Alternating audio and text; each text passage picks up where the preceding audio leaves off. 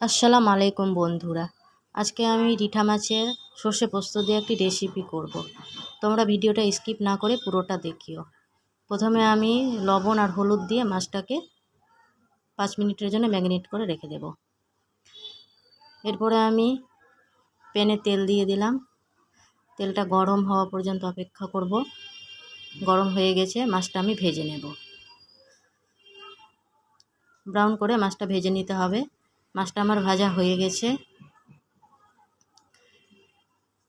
এবার আমি একটা মশলা করব। এখানে পেঁয়াজ আর লঙ্কা বাটা আছে, লবণ দিয়ে দেব আর হলুদ দিয়ে দেব।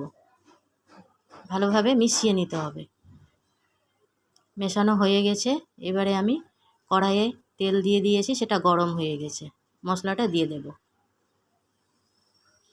ব্রাউন করে মশলাটাকে ভেজে নিতে হবে। এবারে আমি লাল লঙ্কার গুঁড়ো দিয়ে দিলাম আর এটা ঝালটা দিলাম, ঝাল লঙ্কার গুঁড়োটা দিলাম, দিয়ে ভালো করে ভেজে নিতে হবে। মশলাটা যত কষাবে ততই ভালো লাগবে। এবার আমি ধনে জিরা গুঁড়ো দিয়ে দিলাম, সেটাকেও ভালো করে কষিয়ে নিতে হবে।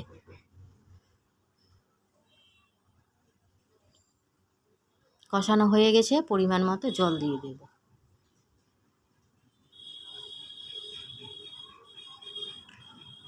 এবার আমি ঢাকা দিয়ে ঝোলটা ফোটার জন্য 2-1 মিনিটের জন্য রেখে দেব। এদিকে আমি একটা মশলা করে নেব, পোস্ত আর সর্ষে 1 চামচ আর 1 চামচ সাদা সর্ষে। এটাকে আমি বেটে নেব।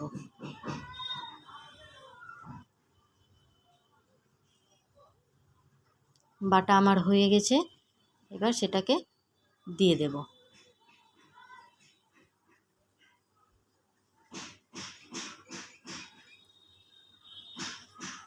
সেই পাত্রটাকে ধুয়ে আবার আমি একটু দিয়ে দেব।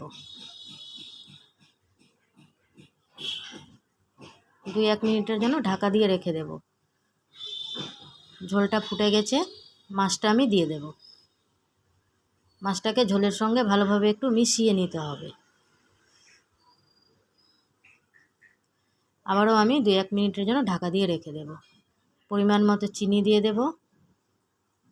স্বাদটা ভালো হবে, তোমরা চাইলে স্কিপও করতে পারো। চিনিটা দিলে একটু ভালো লাগে। রান্নাটা আমার হয়ে গেছে, ঢেলে নেব। রেসিপিটা ভালো লাগলে লাইক কমেন্ট শেয়ার করো। এরপরে রেসিপিতে দেখা হবে। আল্লাহ হাফেজ।